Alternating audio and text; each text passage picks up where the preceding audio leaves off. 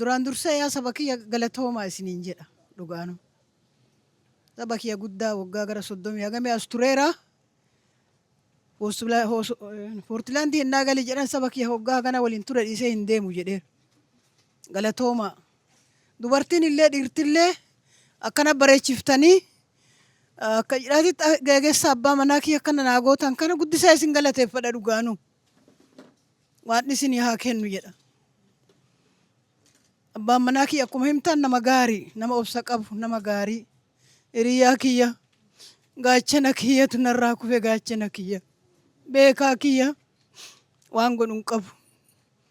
Haatillee ijoolleen dhalillee narraa du'aniiran obboleessi abbaan kiyyallee. Garuu akka du'a isaa kana ulfaatee hin jiru. Waan isin haa kennu. Aniif abbaan manaa kiyya wanti goonu gorsa, hunnaa, horii. Ilmaan Oromoo gargaaru. Yoo dubbatu mara waa ilmaan Oromoo nadhama. Ammallee ilmaan Oromoo saabeenuu ilmaan tiyya. Waan godhuun qabu. Galatoomaa.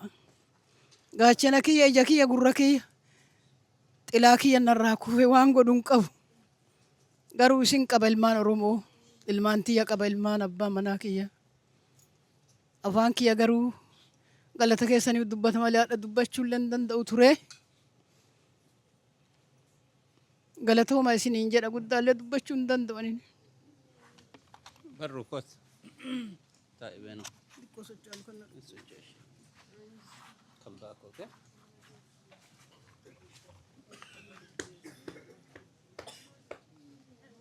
Dubbadhu. Duraan dursee uummata Seattle akkana Gaggeessa abbaa kiyyaa bareechiftanii waan guyyaa kanaan geettaniif galatoomaa isiniin ja'a. Hennaa dhufne guyyaa lama Tuesday abbaan kennan du'e eessa teenna jennaan huleen kun hin dhiphattii hulee wayii deemna mana margituu deemna jennaan koreen kana qopheessu no asin sochootan nuun jaan mana kana malkata abbaa kennaat hawaasa kennaat manaa miti innillee kana filate amma naa gali. How much he loves you guys. Juwaar qara je'eera. Jamaal ennaa argu nama baay'ee jaalatu isa wajjin ennaa hojjetu arga. Magarsaallee na arge. Warra duree arge. Ani biyya kanaa haga ba'e waggaa 2005 asii godaane. Abbaan kiyya akkuma jedhan nama obsa qabu, nama hawaasa ijaaru,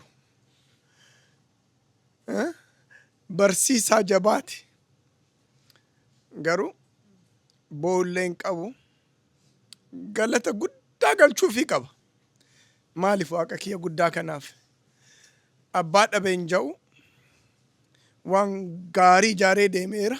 Hawaasa kanattiif illee fakkii gaarii ta'eera. Ijoollee ijaareera. Akima jaba namni ala kan akka beeku inni ijoollee ennaa barsiisu malee doktara caalu warri ala beeku. Nama baay'ee fayyisa. Especially dhugama jaara dubartii harka isaarra duutee hin beektu. Kunoo warri maatii kunan jira. As miyoo qabu fiigee deema. Overtime hin jenne. Maal hin jenne? Kunoo abbaan kiyya isa wajjin guddatan. Baay'ee wal jaalatan. Obboleessi isaanii abbaan kiyya gosa hin beeku. Maal hin beeku. Seenaa guddaa qaba. Gosa hin beeku. Isaa waajii. Inni isa hin manna. Garuu akka malee wal jaalatan. Obboleessa caalaa. Fayyisaa yaa ta'u ka'ima jabaa saniif bu'aaran ganama ennaa galan seenaa na himaniiran. Kunoo leenjisu as jira. Because he loves so my dad. Tuesday irraa dhufe uffata iyyuu hin jijjiirre lafa nu wajjin ciisaa ture. Na ulfaate. Jaalalaa ganaa qaba. Oromoo abbaan kiyya waan baay'ee isin barsiiseera. Humna qabna, beekumsa qabna. Okay? Walaa ijaaru. Inni nama ijaaraara. Ijaarsa ennaa jiru isin kadhataara. Argitee? Warri duri wal dabarsee hin kennu. Abbaa kiyya Fayyisaa wajjin marsanii dhayaniini mana hidhaa innaa galchan. Warri ka'imman deemanii mana hidhaa san cabsanii baasan jannoota. Warri zamana kanaa maal isin hanqate? Beekumsa qabdan. Sanuu biyyi keenya harka Oromoo taa'e maaliif wal dabarsinee wal kennina? Kana isin kadhadha. Abbaan kiyya deeme. Okay? Garuu legaasiin isaan deemne. Abbaan kiyya nurraa deeme jettanii don't give up. Anoo anillee fagoo jira. Garuu my spirit is with you guys. An kubbaa qaata keessaa dhiisee ba'eera. Garuu jaarummaa kana keessa amma bara lufeetti deebi'e. Maaliif? Waan nikse kana diisitti viidiyoo isin mul'isa. Baaba 23 anjaaree like ijoolleen namni guddaa innaa ta'u manguddoota inni fatan tokkumaa jaan. Baaba mucaa keessi kadhadhanaan jee viidiyoo hin jira moomeen irraa argitan sagaleen dhageettan. Ijoolleen tiim liidaroota please nan hambisin gurbaa kiyyan du'a yoo du'e waa wayii dhaammadhee deema naan jee. Yeroo hira manaa kenni naan jee. Okay jee qabadhee ni deeme. Boo'ee waa wayii sin kadhadha. An yeroon kiyya amma geetteetti he knows.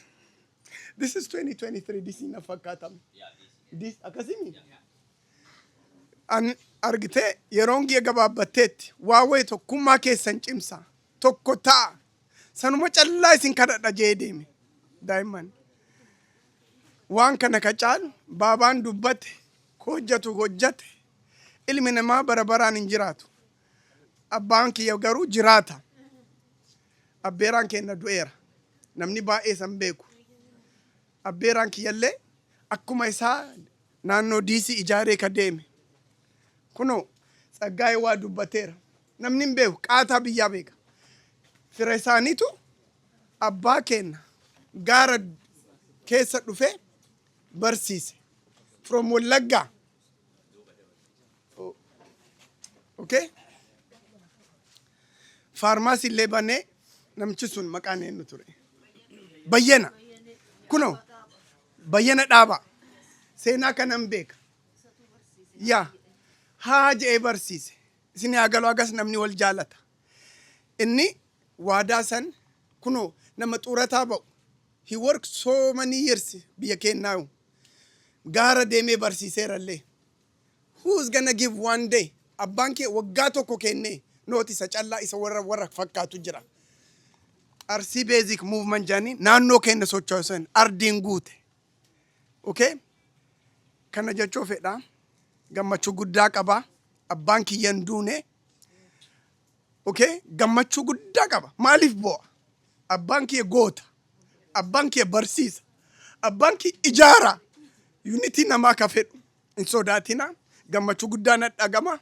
Abbeeraan kiyyallee hin duune. Okay? Udduwaan hin dhalanne biyya kana dhufe.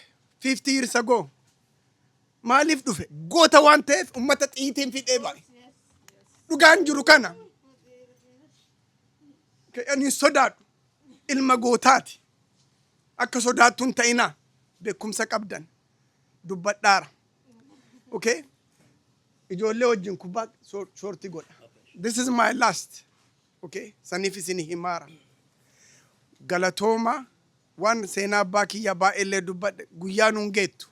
Nama baay'ee dubbatullee jira. Garuu guyyaa naadha waan ta'eef inni deemeera. Ulee isaa taa'ee waan isaa dubbadhaara. Afaan isaa taa'aaraaf maaliif ilma isaati? Ilma isaa nyaati. Okay? Namni hin beeka. Isaaf yoo hin dubbanne. Obboleessi kiyyallee adaraa bakka kiyya bu'iiti duubaa taa'ee waan baay'ee sochoosaara jabiisaa argoo jaanii. Reeffesaa asitti sartifikeetii baasaara maal ja'aara biyyatti waa qindeessaara. Ilma jabaa obboleessa jabaa naa kenne. Okay?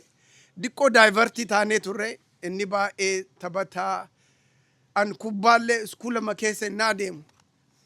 Kubbaa kanallee oduma godhu maaliif jaalala abbaa kiyyarraa qabu jaalala haadha tiyyarraa qabu. Kana na barsiise ummatii keessan jaaladhaa jedhe walaa jaalannu anillee sanuma isinii dhaamadhaa ulfaadhaa warra waxi maal naan jaan asuma taa waxi jaan an beeku waan nyaata waxi dhugaa jaa warri Poortilaandiin beekaa ittoon nyaatanii akkas hin jaan zamzam obboleetti tiyyaa waan nyaata bareedaa akkana waan gootee nu nyaachifteef galata guddaa qabda. Isi callaa miti isee naajoo warra dubartii si wajjin dhaabbattan. Thank you from the bottom of my heart.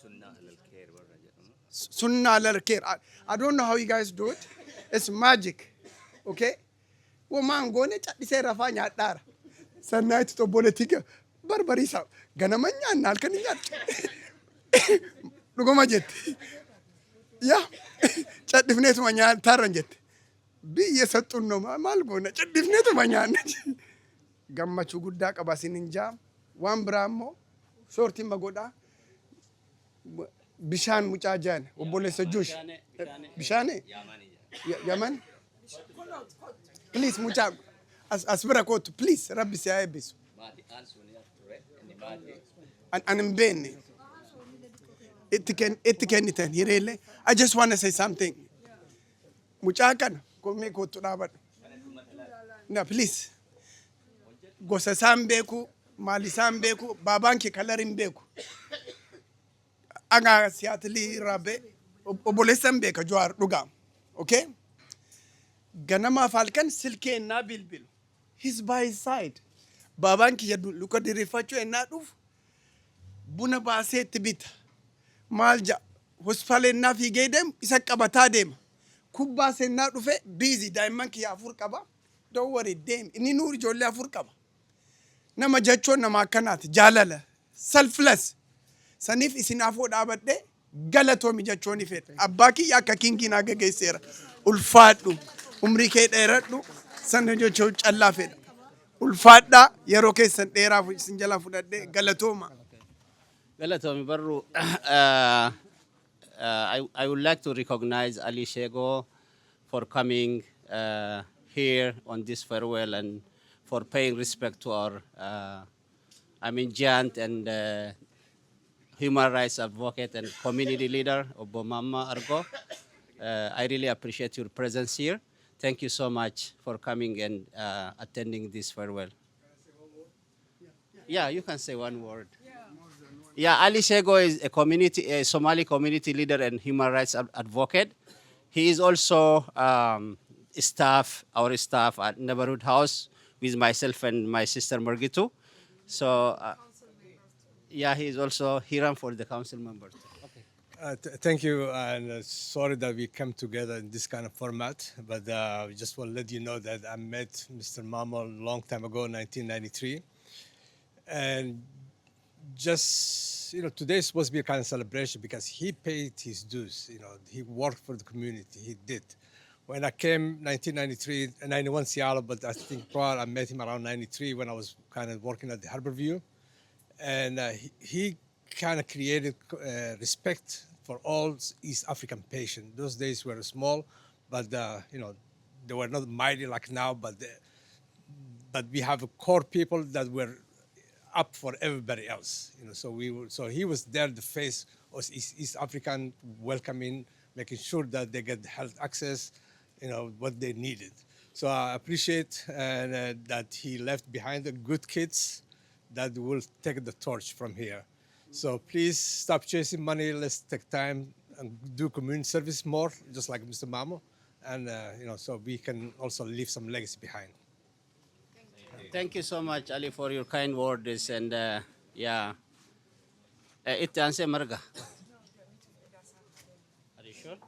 Eddie, go ahead. Okay.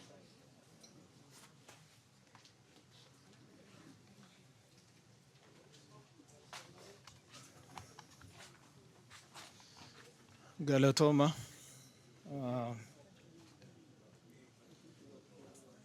Ani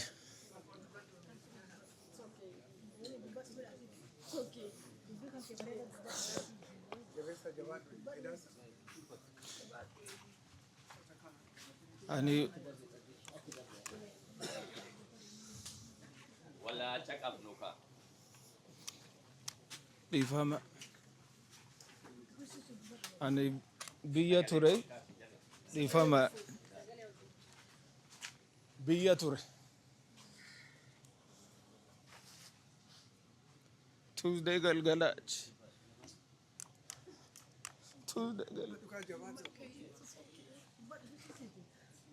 Tuesday galgala ture asitti. Galgala achi galgala ennaa ta'u as guyyaa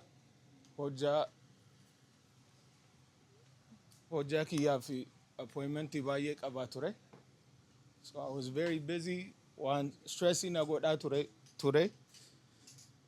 Achi hojjaa kiyya fixee hojjaan sun naa ta'e gammadee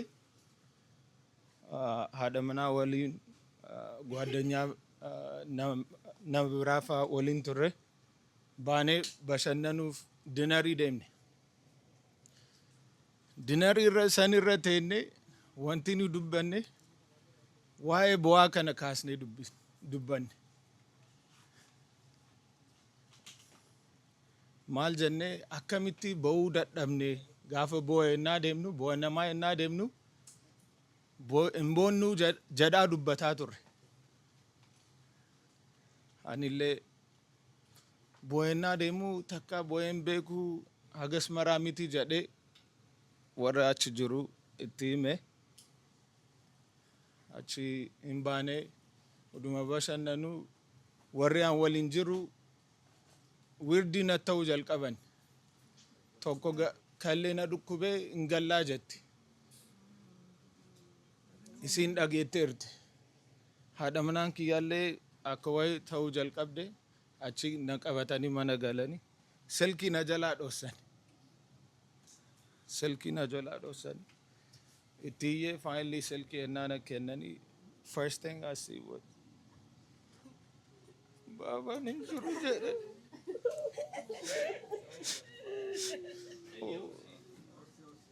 Baabaan kiyya hin jiru jedhan. Ani ennuma san plane ticketii naa soqaa jedhee oduma fiigaa jiru biyya sanitti plane ticketiin galgala malee hin jiru. Ka galgala ba'uu hin danda'u ka jedhu kaleessa jilbii kiyyaa gadu na dhukkubutti lafarra gangalataa oole. Rabbi kana isinitti hin fidini waan rabbiti. Waa'ee baabaa namni maraa dubbateera. Baabaa kiyyaa I love you, thank you. Ani waan baay'ee thank you ma jedhaani. Wanti namni hin dubbanne yennaa nu guddise. A lot of times community leaders do not have time for their family. It's just as a human being you don't have too much time. Time in by you one in jiranif. And we only have 24 hours in a day. But this man still had time to take care of me and me too and the rest of the kids. Gaafa sportii taphannu he comes and watch. Takka hafe hin beeku. Charchii isaan jedhanillee charchii anaaf dammituu qabatee deema. Schoolallee ennaa nama barsiisu nullee qabatee deeme nu barsiisa. Ka biraa immoo miitingii gaafa deemu takkaa nu dhiisee hin deemu.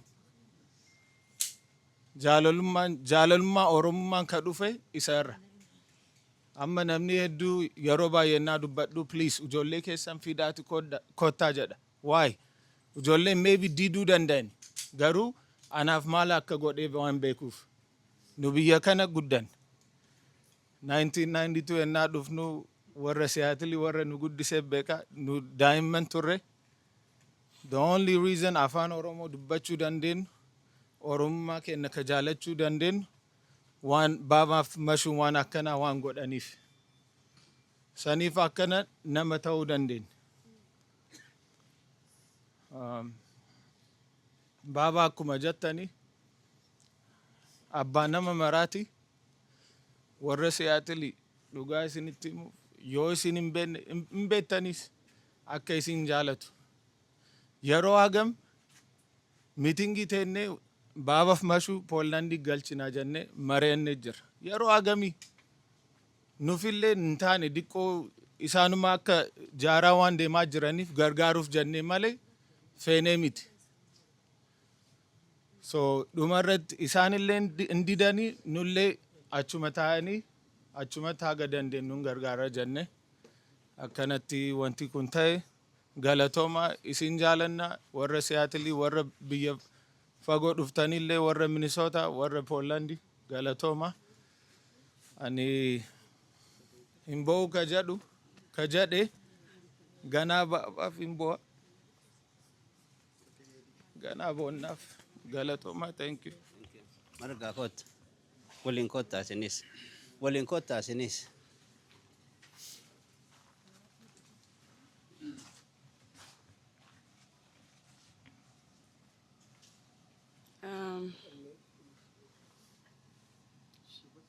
Dhugaa waan isiniin jiru hin qabu. Dhugaa ulfaadha kabajamaa bakka abbaa kiyyaa bu'eeti. Abbaa kiyya akka cidhaatitti geggeessitan. Hundi keessan warri dhiiraas rooba irratti dhaabataa turtan. Dhugaa. Rabbi waan feetan hundaa Rabbi isiniif haa kennu maqaa abbaa kiyyaatiin. Abbaan kiyya qulqulluudha. Abbaan kiyya nama gaariidha. Abbaan kiyya namni hunduu dubbateera irraan deebi'u. Garuu wanni tokko kasinitti himuu barbaadu. Ganama san waamameeti dhaqee hospitaala gaafa dhaqee ijoollee obboleeyyan kiyya dura anatu achi ga'e. Ani akkuma baataan jettetti in dhufa jedhaniit ani Hussein Agoo Abdallaa fi intalli Adadaatiyyaa isuma eegaara gubbaatti in dhufa jedheeti dhugaa qulqullummaan. Achi booddee wanti hunduu diqqoo nama sodaachisaa girrigirrii guddate gadhadheeti. Bishaan kuni dhugaa haa eebbifamu. Meeti jennaani waan naan jedhu wallaaleetuma garas na jalaa goora. Achi meeti bakki baabaanii jennaaniin achi kunoo achi naan jedha. Okkee bakka jedhee ilaaluuf dhandhaanii doktariiniif maaliin mashu achitti bakka wayiititti bulcharii irra teetti.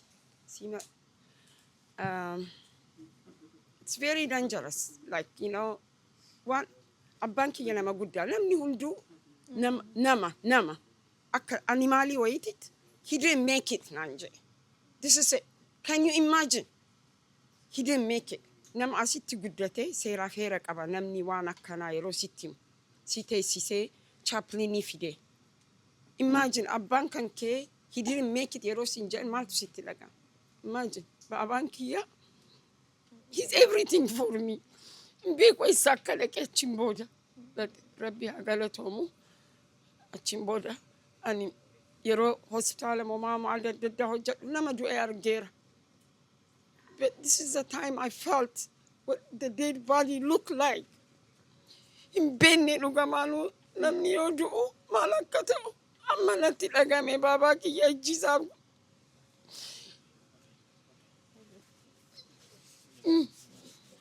Baabaa kiyya akkana dafee na jalaa deeman seene hiriirii waliin dabarsee abbaa kiyya waliin dabarsee viidiyoo kaaseenii dhugaan isiniin ja'a. Guyyoota muraasa booddee abbaan kiyya jiru jedhanii yeroo natti himanii waan godhu dhabe.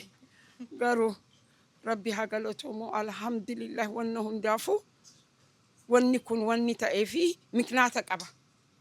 Obboleeyyan kiyya wal haa jaalannu. Baabaan yeroo hunda alatti miti manuma keessattuu waliigalaa tokko ta'an ja'a. Manuma keessatti bakka dhaqeetti tokkummaa Oromoo faarsa. Rabbi ja'aati warri baabaa jaalattan hundi keessan Rabbi ja'aati takka ta'a wal gaafadhaa wal galateeffadhaa. Abbaa kiyyaa haadhi tiyyaa bara Gadda gurraan dhagayeera hagam takka akka nuti jaalannuun. If some of them you were there, I give him a kiss. I told him, Baba, I love you. Je'eran. I'm glad he heard that before he left us. Akkas walitti himaa abbootii keessan galateeffadhaa. Kabaja guyyaa isaan deeman hin beektan kanuma isinii dhaama. achirratti rabbi haa galatoomu. Ammuma tana gubbaa ba'ee jennaan maatiin tuni waliin jiraanne dhugaan isiniin waan isin amma bakka Adaamaa jettanii Adaamaa miti maatiin Tufaa Tulurruufoo maatii isaaniiti Adaamaa nu waliin turte. Adaamaa yeroo san namni hedduun Oromoo yooma jiraate illee Oromoon himatu. Yeroo abbaan kiyya margituu dammituu baldituu bariisaa jabeessaa edaasaa jedhee kan maqaa waamee achuma Finfinneef Adaamaa keessa dhalanneeti isinii hima dhugaa. Abbaan kiyya nama akkasitti leenca gaafa durii leenca. Kanaafuu isiin tuni isinuu isinitti haa himtu. Gaafa dhibamtu fayyitee kunoo kaas dhaabattee fi isinuu haa dubattu anaa dhufu. Si jaalanna yeroo gaarii dhufte yeroo gaarii dubbadhu tigeeruufoo si jaalanna. Duraan dursee saba Oromoo Waaqayyo sinaa eebbisu eebbifamaa dhugamaanu. Oromoon saba akkanaa saba boonaa kana qaba. Saba nama bareechisu, saba nama midhaasu, saba nama bira dhaabatu. Dhugamaanu galatooma waa'ee gaasheetiif waan isin akkana isaa taataniif waan isin haa kennu sajjaa keessa waan isin haa deebisu. Gaashee jechuun dubbattaniirtan wanti hafe wiituu hin jiru. Waan isaa namni hambisee hin jiru qacceetti dubbattaniirtan. Jaalala inni jaalala waliin dhalate haadha abbaarraa fudhate. Muka hiddi mi'aawu haafni mi'aa jedhan. Hiddatu mi'aa isa hidda isaatitu mi'aa. Haadha isaatitu mi'aa abbaa isaatitu mi'aa. Sanyii isaatitu mi'aa. Gaashee jechuun bayyanaa dhaabaa jettee dubbatteerta. Innaa fidala barata ani ijoollee diqqoo ani diqqoo abbaa kiyyatu iddoo sanitti mana barnootaa san ka jala qabe abbaa kiyya. Isaanillee ka wali qabe abbaa kiyya. Gaashee hayaatoo Fayyisaa hayaatoo Mammaa Argoo Saanyaa Argoo Gammadaa Dullee jarra kanniiniin jala qaban fidala takka jedhanii biyya Arsii keessatti jalqaba biyya Arsii urgeen sun jechuudha. Achiin jala qabde Arsiin. Gaafa sani abbaa kiyyatu akka keessi fagoo dubbii isaa himee fixeen danda'u garuu isatu fide bayyanaa jedhan kan isatu galeen qe'ee ufittiin gale. Weenniif qamalee callaqeen caakka muka birbirsinii fi hindheessi irratti hin mudhanne qamaleef weenniif qamalee waliin baratteerti jarri kunniin barataniiran. Dhugaa achi baaniiti wotara jedhanii wotarri sunillee risti akaakayyuu kiyyaati akaakayyuun kennee lafa san kennee achitti masarata timirti jedhanii achi dhaaban. Ennaa achi dhaaban jarri kunniin malaa fidala waa barataniiran haga kutaa 2-3 ta'anii barataniiran. Achi gara kuyyara jedhanii gallufan. Kuyyara sanii yoo gallufan mala haga kutaa 3 wayii gaaniiran. Yoo sani kolfaa miti dhuga. Yoo sani shamizii takkatti lama walirraa fuudhaa uffatan jedhan. Yoo takka miica ta'a dubbadhifatanii haga dubbadhifatanii kun takaanii uffata jedhan tun kakaanii uffata jedhan. Akka jedha haga godduuf akkasuma mana eegan jedhan. Akkas duuta'an yoo kutaa 4 sangaani giddi wal baasan diida keessa masara biyya keessa. Namni kutaa 4 bahe waggaa tokkocha bahee barsiisuun giddi. Tolaa miti giddi. Jarri kunniin giddi saniin takka wal baasaatiin masarata timirti beeti jedhanii masarata san akkasiin godhaniiran. Wotara san irraa jala qabaniiti. Aloo irraa jala qabanii aloo irratti weenniif qamalee waliin baratanii achi haga wotara gabbu awwaa harka nama hin siffatan na fakkaata. Achi haga kuyyara ammoo bawuu jala qaban. Ta bawuu jala qabanii ijoollee durbaa giddiin fuudhaati wotara sani galchan. Wotara san akka waan doormii wayii godhaniiti. Haadha takka wayii fidanii itti qaxaraniiti. Isiin sun durba sa eeddi. Akka doormii godhaniiti. Warri durba sanii dhagarama qotoo baadhatee dhufa. Jaruma kanni irra kabaqasaniiran illee hin jira. Dhugaman jedha kabaqasaniiran illee hin jira. Durba sa akkas godhaati durba akkas godhaa barsiisan.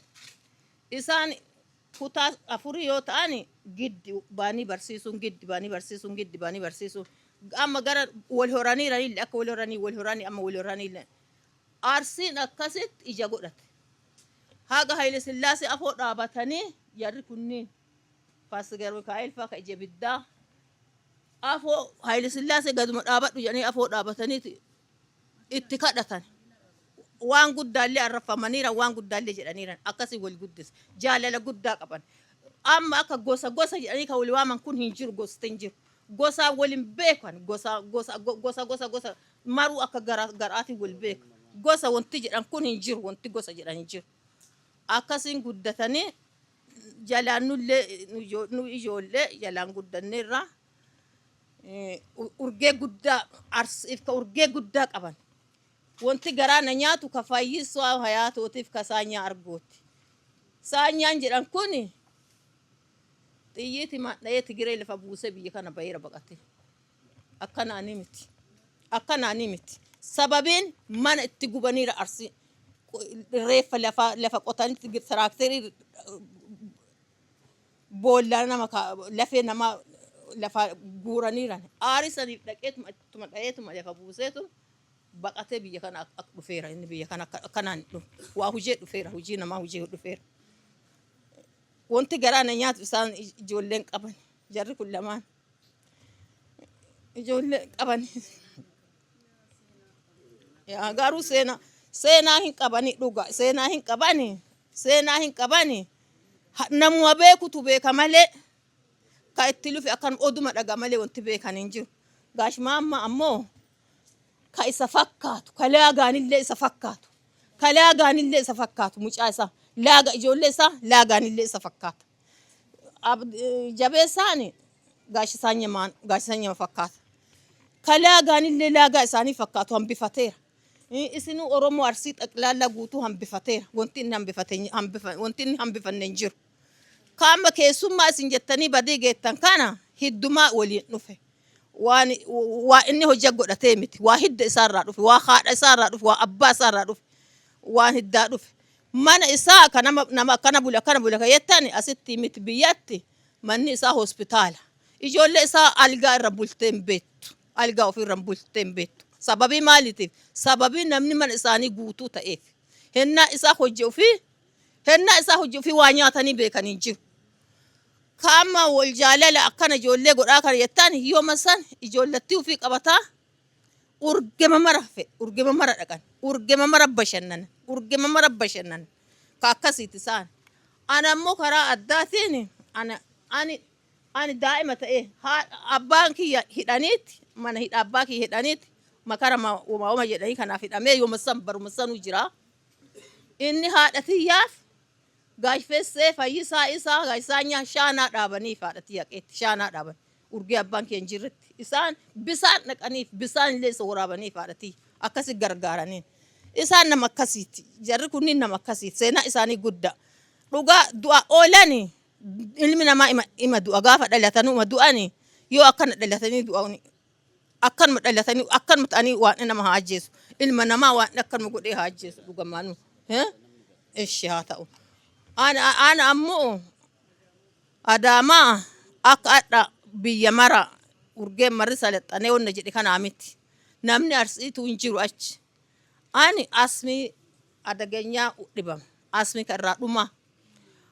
Hinnin oksijiinii na godheeti guyyaa 5 oksijiinii na biraan ka'u harka na qabee kan na eege. Wama duutu seeyaa jedha. Ani hin duune waan isaatu na hambise. Kama nama beera deetu amma jettan kan asii miti biyyatti. Yoo inni hospitaala hin jire beerri achi seenuun feetu iyyuu. Harki isaa harkuma isaati qorsa. Harkummaa isaa kun qorsummaa qaba. Harki isaa qorsa. Inni nu qorsa harki isaa qorsa. Nama akkasiiti. Waan nama jaalala isaa inni jaalala. Inni isuma jaalala. Dhalatuma jaalala. Akkuma jedhe muka hiddi mi'aawu haafni mi'aa hidduma irraa mi'aaya. Orri hidduma mi'aaya. Hiddumatu mi'aayaaf mi'aaya. Hidduman nama jaalataaf nama jaalata. Haadha ofiirraa fudhate, abbaa ofiirraa fudhate, abbaa isaatiif haati isaa garaa fakkaatan. Wanti isaa hujanillee fayyaalii wama akkasiiti. namni uf malee waan biraan daraaru ufuma hiddumarraa isaanii warra akkasiiti. Gaashmaamma lubbuutii anaaf gaaf ka lafa onaa kiyyaa ka iddoo barahaa kiyyaa jaalala kiyyaa abbaa kiyyaa obboleessa kiyyaa waa mara kiyya waan isaa beekee himee fixeen danda'u wanti isaa himanii inni jaalala akka ta'e isin himaartan inni mul'ise isin marattu mul'iseera inni jaalala wanti gaashmaamma fixee danda'ee himeen danda'u qaccee kana qabee himeen danda'u waan isinaa eebbisu guddadha mana isaanii ijoollee isaa waan isinaa guddisu guddadha. Ebony, I know it's very hard for you to remember Baba. He raised you. You are close friends with Baba. So just say a few words about. My cousin. Okay. Barisa, good. Yeah, just explain how you are doing this time. Barisa, Ebony, go ahead.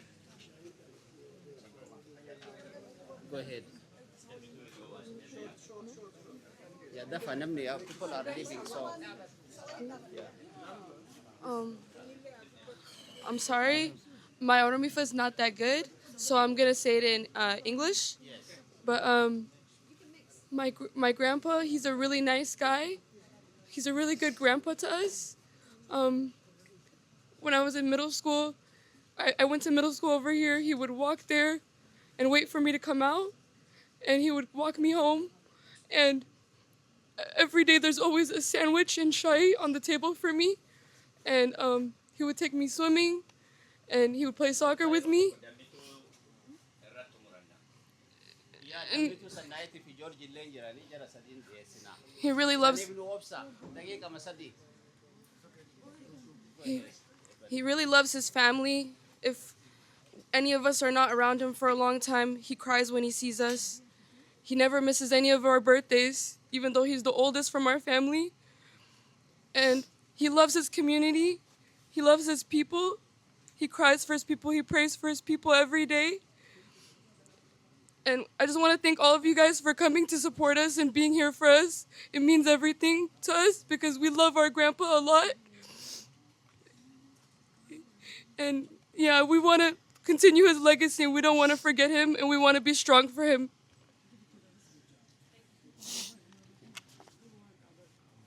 Akkuma jaanitti intini isaa legacy isaa kana bakka jirutti dhiisuu hin barbaannu. Wanti godhuu qabna, fuuldura qabannee deemuu qabna. But thank you.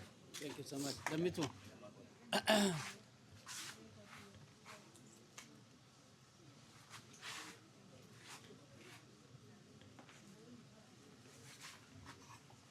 Hello. Afaan Oromootiif Ingiliffaa waliin makaa dubbadha namni afaan lama. Indagamaami? Okay, afaan lachuu haasa'uu barbaada akka ijoolleen biyya kanallee na dhageettuuf afaan Oromoollee jechuu. Mixii godhaa haasaa na hoffolcha. Akkuma baataan jettee duratti abbaa kiyyaa yeroo dhumaatii fi mandee dhufee wal argine beellama garagara qabaa ture. Guyyaa san akkuma beektan abbaan kiyya suufii inni kaayatee keeppii inni kaayatu san hin beektanimi. Shikki jedhee ba'e. Na hoggaa inni bakka inni deemu mara Mr. Dapper jedhanii maaliif akkaataa inni uffattu san. He's always dressed up, you know? And that's his style and everybody knows that and everybody loves him. Everybody compliments him wherever he goes. He never looked good like that day. I was like, Baba, akka malee si tolee jira jedheen. Nattaa tolu gizee maraa nattola adhallee akkasumatti nattaa toluma jedheetuma deebisa inni homaayyuu. He's humble, you know? So guyyaa san akkasuma nagaan oollee beellama isaallee hospitaala fixannee akkuma gaariitti waliin oollee garuu gaafa adda gallu dalagaadhaaf jarjaree xinnoo leetii ture hujiidhaaf maaliif beellama isaatu huna tursiseetini arifadhee deeme hinna arifadhee deemu yeroo mara yoo adda deemnu ammadhee dhungadhee nagaatti jedhaan guyyaa san garuu hujiidhaaf jarjaree deeme nagaatti osoo hin jedhin deeme ganama san Tuesday haati tiyye naa bilbiltee abbaan kee dhukkubsatee ambulaansiidhaan hospitaala deemne naan jette. Hayyee maarreen dubbisaan yeroo hundaa yoo isin hospitaala deemna yoo naan jettu nyaama nuun bilbila nama itti kenni jedhaan. Bilbila yoo isin itti kennu didde no mashu please itti naa kenni sagalema isaa dhagaa jedheen. Hin danda'u dhiifama oksijin itti godhaniiran jedhe. Gaafi isin akkas naan jettu siiriyeesii ta'uu isaa hubadhe. Akkamittuyyuu akka ani Poortiraandiirra Seattle ofiyaan hin beeku. As soon as I heard my dad was not feeling well, is admitted to the hospital, I drove. I don't know the speed I drove, but I found myself in Seattle. When I came to the emergency, they pulled me into a room. They started saying sorry. I think I beat up a lot of people that day, and I didn't believe it. I pushed everybody to the ground because I said, stop saying this. I don't believe this. I don't believe it. Yo sanatti dukkanaa'e sanbooda waan takkan qaban. Waan takkan qaban. Garuu ammoo haati tiyya waan jirtuuf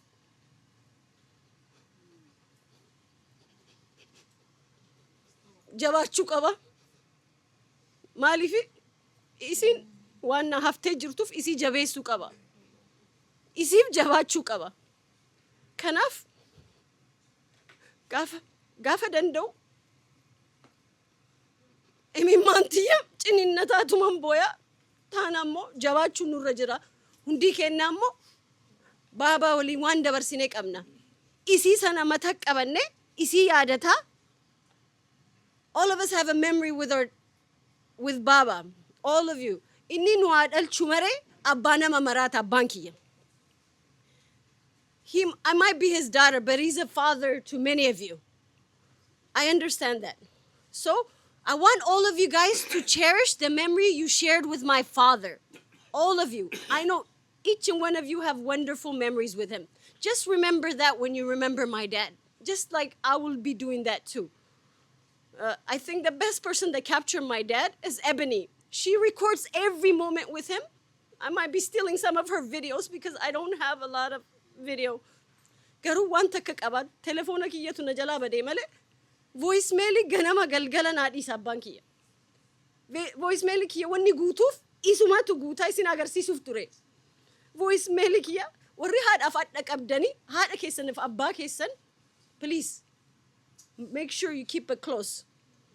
Haadhaaf abbaa qabaachuu jechuun waan guddaadha waan ta'eef ana amma sagalee isaa qofa qaba jechuudha. Waraabbadhee maaliif abbaa kiyya waan jaaladhuuf haftee isaa hambifachuuf. Kanaaf akkuma abbaa kiyya jaalattan nullee galata guddaa isinii qabna. Abbaan kiyya mana kana manni kiyya sodduu kiyya jedheeti asii bahuu dide. Jara baasuu dadhaban malee aanan hawatanii Poortilaandii na galchaniiran waggaa lama dura jechuu.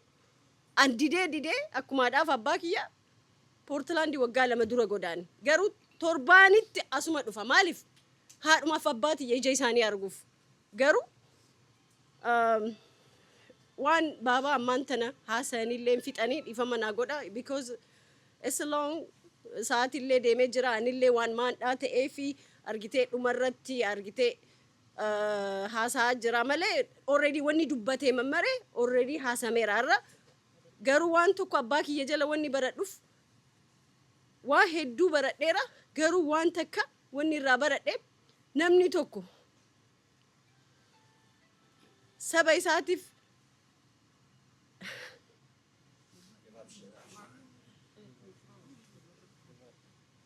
namni barate saba isaatiif ilmaan isaatiif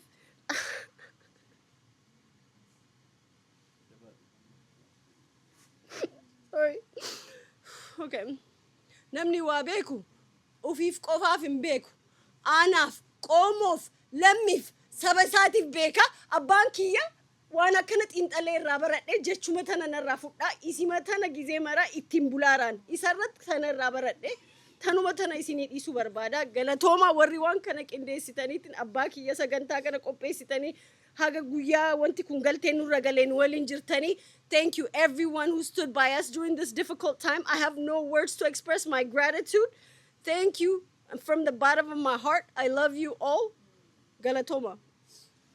Aye, nama tokko nu hafe sannaa itti kootu. Okay. Hayyee ulfaadha galatooma sa'aatii dheeraa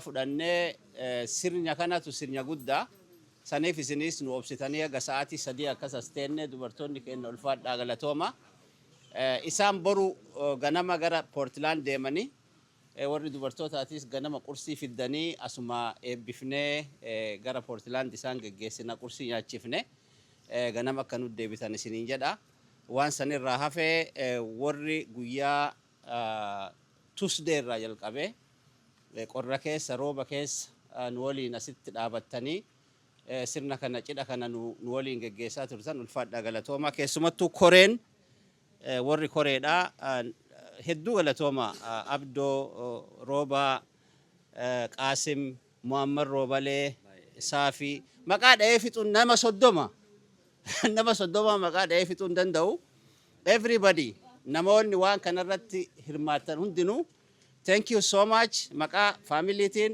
hedduu galatooma ulfaadhaa isiniin jedha Abdulaziz afaan lama waan jettoo qabaatte akkuma galgala an isiniin jedhe sagalee tiyya charge godhee deebeera akkuma galgala isiniin jedhe obsitanii guyyaa kana namni sa'aa tokko taa'uun waan salphaadhaa miti yoo xiqqaate sa'aa 4 bakka kana teennee jirra hedduu ulfaadhaa namni waan gaarii dalagate akkanatti tolaa jechuu namni baay'een silaa hin dubbata nama hedduu dubbata haga sa'aa kanaatu haga dheeranne argitanii please garama irraa yaboo nuuf folchaa hoffoltii isin gaafanna hedduu garama irraa keessattuu koreen waa bitaa kana godhaa midhaaksaa especially engineer midhaaksaa jedheeni waa wayiif jedhe deemaa kaanii waa bitaa kaan akkas godhaa fiiguu malee hedduu ulfaadhaa galatooma I'm proud of you guys ani waggaa I think 1992 ganda obboleettiin tiyya jettutti anna kutaa 7 ture abbaa kiyya waliin iskuula isiin jettu san kaampii kenna ture jechuu gaafa chaartara irraa baane gaafsan dhagaye waa bishu seenaa isaa bakka sanit dhagaye yoo akkaataa isaan masarata waggaa guutuu kana keessa qabsoo keessa turre kanatti never ever waan barbaaddannaan jedha Keenyaa deebi'ee Oromiyaa guutuu keessa deebi'ee nama akka Baabbishuun argine yeen isa taasalphattu we love him hedduu jaalannaa Baabbishuu yoo waan jaalattan taate Seattle community inni dhaabbate san dhaabdanii jechuudha kana keessattuu dubartoonni community warra ollaa kennaa namni ijaare